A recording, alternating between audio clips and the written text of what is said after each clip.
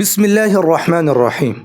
لومبه سبق په تجوید کې مونږ ویلو او هغه سبق تعلق د تجوید د تعریف موضوع غرض و غایت د تجوید فائدہ فضیلت او د تجوید په دوه قسمه او په هغې باندې حکم مونږ لګولیو.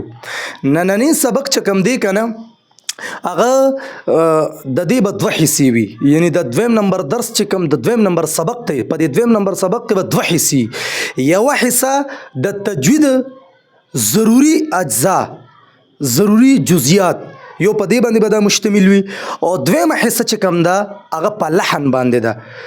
نو لومبۍ حصه زه شروع کوم په دې باندې تفصیل سره تاسو پوهوم. دا سبق چې نه دی دا لومبۍ حصه دا که چا زده کو که نه نه یاد ساته چې دله به د تجوید بیا ډېر خوند ورکوي او دې به د تجوید زده کول د ځان دپاره ډېر ضروري وګڼي. اگر چې تاسو ته ما ویلیم دي چې تجوید عملي دا فرض عین دی، دا په هر بالغ مسلمان چې نارینه دی که زنانه دی دا په هغه باندې فرض دی چې دا به دې حاصلې په دې باندې به ځان پوهوي. نو دغه رنګې نننی سبق چې کوم دی نو هغه ډېر اهم دی، دې له به توجه ورکول غواړي. د آسان انداز کې تاسو پوهول غواړم چې یو بنده مسلمان را لګي او هغه وایي چې یاره زه به د قرآن په تجوید کې څنګه ویم، یعنی داسې یو لکه ګوره د اسلام 15 ارکان دي که نه، کلمه طیبه، دغه رنګ نماز، روزه، زکات، حج، دا 15 که نه. نو لکه د ستاسو د پوهې دپاره زه به داسې ویم که نه چې د تجوید 4 ارکان دي، د تجوید 4 ارکان دي، یعنی دا تجوید چې دی دا په 4 ستنو باندې ولاړ دی. یعنی څنګه چې اسلام دپاره موږ ارکان وایو په 15 ستنو موږ داسې د هغې تفصیل کوو که نه چې یاره اسلام په 15 ستنو باندې ولاړ دی. نو تاسو پوهې دپاره داسې به زه ووایم چې دا تجوید په 4 ستنو باندې ولاړ دی. کم علم التجوید، علم التجوید کی ضروری اجزاء 4 ہیں. دا لیکل مې ځکه د مخکې نه کړي دي که نه چې لومبی درس ما ریکارډ کړو نو په لیکلو باندې به ډېر ټایم لګېده، نو دا په دې وجه ما د مخکې نه ولیکل، نو تاسو ته به نشاندهي کوم او هغې باندې به تاسو ته بیا د هغې تفصیل او وضاحت کوم. صحیح ده، ما د مخکې نه ځکه لیکلي دي. علم التجوید کی ضروری اجزاء 4 ہے. نمبر 1 حروف کے مخارج سیکھنا، یعنی د حروف مخارج پیجندل هغه زده کول، یعنی د الف نه والې تر د یا پورې چې کوم دا 29 حروف دي دا د کوم ځای نه ادا کیږي، د دې مخرج څه دی، نو دا پیجندل دا یو ستنه شوه، یعنی دا یو جز شو، ضروری اجزاو کې یو جز شو. دویم حروف کی صفات جاننا، د حروف صفات پیجندل. تاسو ته ما ویلو چې صفات جمع د صفت ته او صفت ویل کېږي کیفیت ته، حالت ته، طریقې ته. دا حرف چې د خپل مخرج نه په کومې طریقې سره ادا کېږي دې ته صفت وایي. نو د حروف و صفات پیژندل هغه زده کول دا د تجوید دویمه ستنه ده، یعنی ضروری اجزاو کې دویم نمبر جز هغه د حروف و صفات پیژندل دي. دریم حروف کے احکام پہچاننا، د حروف و احکام پیژندل، د حروف و احکام پیژندل دا درېمه ستنه ده. صحیح ده، مثال را روان دی نو بیا په خپله پوه شي چې د دې څه مطلب دی، چې د حروف و احکام پیژندل څه مطلب شو. مثال را روان دی. 4 زبان سے صحیح حروف پڑھنے کی محنت کرنا، په ژبې سره یعنی د حروف ادایګۍ کې محنت کول، د حروف ادایګۍ کې محنت کول چې د الف نه والې تر د یا پورې چې دا کوم 29 حروف دي د دې کې محنت کولی، ح به د خپل ځای نه ادا کې، خا به د خپل په دې به محنت کې، ال به د چې ته پې محنت نه کوې نو دا به څنګه د خپل ځای نه ته بیا ادا کې، بیا به دې کې ته غلطۍ کې. دا 4 اجزا دي د تجوید، 4 ضروري اجزا دي چې هغه ما تاسو ته وي. اوس د دې اهمیت د پاره زه تاسو ته مثالونه در کوم. ما ووایي که نه چې 4 ستنې دي، یوه ستنه دا ده چې د حروفو مخارج چې دي هغه پیژندل دي. نو د دې زه تاسو ته اوس اهمیت د پاره ما دا د مثال لیکلی دی. مخارج کی اهمیت دلته ما لیکلی دی الحمدو. څه مې لیکلی دی؟ په قرآن کې یو لفظ دی چې هغه دی الحمدو، دا په قرآن کې ډېرو ځایونو کې راغلی دی. د الحمدو معنی څه ده؟ سب تعریف. دا ته د څه معنی کې دا چې کله ته د حمزه لام ح میم دال دا چې ته صحیح حروف ادایګي وکړې نو د دې معنی ده سب تعریف، ټول تعریفونه. اوس یو کسره ولګېدو د دې ح په ځای باندې ه ووې الحمدو، د الحمدو په ځای باندې څه ووې الحمدو، یعنی د ح مخرج جدا دی او د ه مخرج چې دی هغه جدا دی. ح د بل ځای نه ادا کېږي او ها د بل، یعنی ح چې دی د مرۍ د مینځ حصې نه ادا کېږي او ها دا د مرۍ د اخري حصې د جړ نه ادا کېږي. نو د ح الحمد معنی دا ټول تعریفونه او د الحمد څه معنی ده؟ آگ کی گرمائش کا ختم ہو جانا. گرمایش د اور ختمېدلو ته ویل کېږي حمدون او حمدون تعریفونه. اوس ته سوچ وکړه که نه یو کس راولګېدو د یو حرف په ځای باندې بل حرف وي، یعنې د مخرج په اعتبار سره د چې دی غلطي وکړله، نو دا څومره لوی اهمیت لري چې د حروفو د مخارج علم چا سره نه وي نو یاد ساته چې د تجوید زده کړه په صحیح معنو کې نشي کولی. نو لومبی نمبر ستنه هغه دا ده چې تاسو له هغه کس چې هغه وایي چې زه دا قرآن په تجوید کې ووایم نو هغه د پر لومبی شي څه دی، هغه څه کوي، هغه به دا کوي لومبی چې دی به د مخارج د حروفو مخارج به دی پیژني. هر یو حرف به د خپل مخرج نه ادا کوي.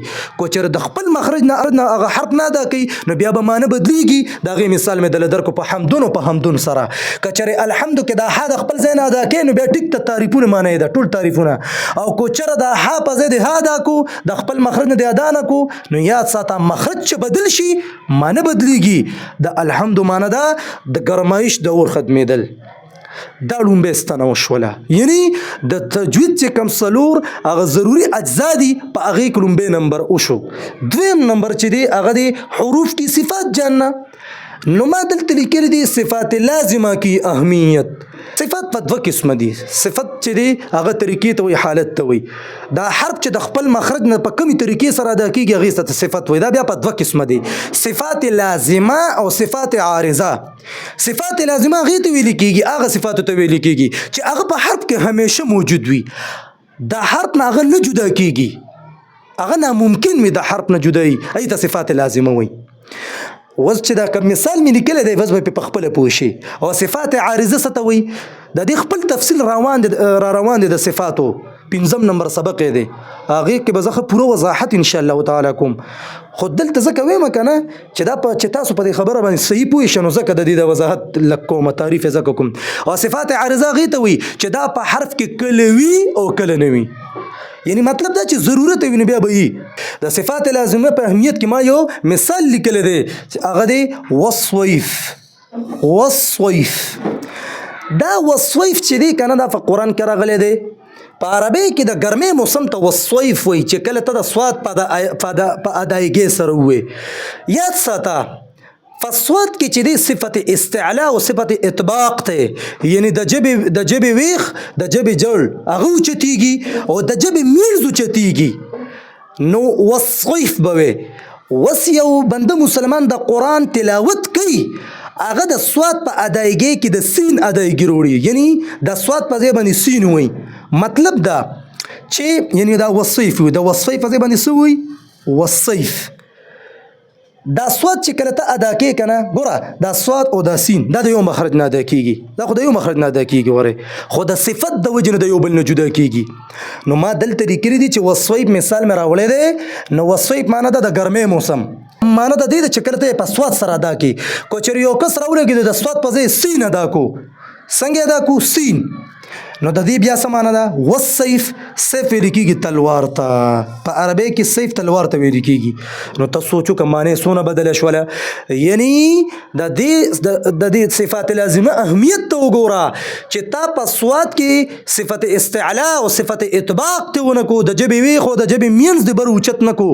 نو یاد ساته چې بیا به د سین ادایګي راځي، بیا به د سواد په ځای باندې بیا به سین ادا کېږي کو چېرې ته د ژبې ویخ او د ژبې مینځ نه اوچتې، ځکه دا صفات لازمه دي. نو د صفات لازمه د اهمیت په باره کې مې دا مثال تاسو ته لیکلی دی. نو تاسو اوس سوچ وکړئ چې د ستاسو اهمیت شته که نشته. یعنې د تجوید چې کوم څلور ضروري اجزا دي په هغې کې 2 نمبر وشو. 3 نمبر دا دی حروف کے احکام پہچاننا. حروف کے احکام پہچاننا. د حروف د احکامو پیژندلو کې ما دلته اوس د دې اهمیت څه دی چې موږ د حروف احکامو پیژنو، د دې اهمیت څه دی، د دې ما مثال تاسو ته لیکلی دی. هغه دا دی په قرآن کې یو لفظ دی چې هغه دی قلنا. قلنا تاسو دلته ځان پوهه کې قلنا کې دلته الف مده راغلی دی. اوس د الف مده حکم دا دی په تجوید کې چې دا الف مده کې به ته یو الف مقدار مد راکاږي الف مد حروف مد درې دي هغه حروف چې په هغې کې به ته یو الف مقدار مد راکاږي هغه درې دي واو مده یا مده الف مده دلته اوس الف مده راغلی دی او د حروف مده حکم خدا دی چې دې کې به یو الف مقدار مد کې خامخا دا خو واجب دي اوس یو بنده مسلمان راولګېدو هغه د قرآن تلاوت کوو نو د قلنا په ځای کې الف مده ونه کو یعنی د الف مده کې چې کوم دا یو الف مقدار مد دی دا یو الف مقدار اوږدول دي دا د ونه کړه نو یاد ساته چې معنی به بدلیږي ځکه چې د قلنا معنی چې کله ته الف نون الف زبرنا دا الف مده دی کو چېرته په دې کې یو الف مقدار مت کې نو بیا به د قلنا معنی به هم سب نے کہا قلنا دا د تثنیه او د جمع متکلم صيغه ده په عربی کې قلنا یعنی مونږ دوه سړو مونږ دوه ښځو مونږ ډېرو سړو مونږ ډېرو ښځو ووې نو دا قلنا معنی ته کې هم سب نے کہا هم سب نے کہا وس قلنا معنی خو دغه شوه اوس یو بنده مسلمان خو الف مده ونه کې دی کې دا یو الف مقدار مد رانه کېږي نو یاد ساته چې معنی بدلیږي ځکه چې قلنا څه ته ویل کېږي قلنا چې الف مده پکې نه وي کنه تش نون وي نو قلنا ویل کېږي ان سب عورتوں نے کہا هغه ډېرو ښځو ووې هغه ډېرو ښځو ووې ته سوچو که کنه دا د حروف او احکام پیژندل څونه ضروری دي څونه ضروری دي چې په الف مده دی دلته الف ترا نه کاږو نو معنی دونه بدله کړه چې هغه ډېرو ښځو ووي حالانکې خبره خو په قرآن کې خو د قلنا چې راغلی دی نو د دې دا مطلب دی چې مونږ یعنی مونږ دا خبره وکړه که نه مونږ ووې او چې ته وې چې قلنا نو ان سب عورتوں نے کہا نو ګوره بیا هغه ډېرو ښځو ووي نو معنی څونه بدله شوله نو دا د حروف او احکام پیژندل دا ضروری دي نو ما وی چې په تجوید کې سلور اجزا دي په تجوید کې ضروری اجزا غ سلور دی پای کې دریم نمبر وشو صحیح ده یعنی دریم استانه وشو سلورم کہ زبان سے صحیح حروف پڑھنے کی محنت کرنا زبان سے صحیح حروف پڑھنے کی محنت کرنا یعنی د حروف په ادایګۍ کې محنت کول هر یو حرف د خپل مخرج نه ادا کې او په صحیح طریقې سره بیا ادا کې نو دا به بیا د دې اهمیت تاسو وګورئ مې زبان سے حروف صحیح ادا کرنے کی اهمیت ما دلته یو مثال لیکلی دی دلته دی په قرآن کې یو لفظ دی چې هغه دی فتر ضا دا ضاد دی چې کله ته د ضاد ادایګي صحیح معنو کې وکړې دلته فتر ضا او په دې ضاد د محنت کړي او صحیح دی نو بیا د دې معنی څه ده بیا د دې معنی ده پس آپ سب خوش هو جائیں گے تاسو به بیا ټول خوشحاله شئ دا معنی ته د څه کې دا ته فتر ضا چې کله ته د ضاد د ضاد د ادایګي صحیح کې اله خو که چېرې یو بنده مسلمان د قرآن تلاوت کوي او هغه د ضاد باندې محنت نه کړي که نه د دې دا حرف صحیح ادایګي نه کوي نو یاد ساته چې بیا به دې د ضاد په ځای باندې دال وي نو چې کله دې هر کله دال وي نو ته اوس معنی ته غوږ شه د فترضا معنی خو ته وي چې پس آپ سب خوش ہو جائیں گے خو چې کله د ضاد ادایګي باندې محنت چا نه کړي او دې دال ادا کی نو بیا د فترضا معنی څه ده د فترضا معنی ده پس آپ سب ہلاک ہو جائیں گے ګوره ته سوچو کې پس آپ سب هلاک ہو جائیں گے نو دلته د فترضا یعنی د حروف دون لوی اهمیت دی چې لکه د حروف باندې محنت کول دا دون لوی اهمیت لري چې الته د معنی بیا بالکل بدلیږي نو کوشش پکار دی چې نننی کوم سبق شو کنه هغه په څه باندې مشتمل دی هغه د تجوید په ضروری اجزا باندې مشتمل نه مختصر خبره د تاسو زر زر کوم د تجوید سلور اجزا دي سلور ضروری اجزا دي یعنی سلور ستنې دي یو بنده مسلمان چې د قرآن چې دی په تجوید کې وي نو دا هغه د پر دا سلور خبرې پیژندل ضروری دي چې دا سلور خبرې دي او پیژني دی به د قرآن په تجوید کې وي ان شاء الله تعالی یو څه دي د حروف مخارج پیژندل دویم د حروف صفات پیژندل دریم د حروف احکام پیژندل او سلورم د حروف په ادایګۍ باندې محنت کول بس دا سلور خبرې دي نو دا نننی سبقو زما د رب امید دی چې تاسو به په دې حرب ان شاء الله تعالی پوه شوي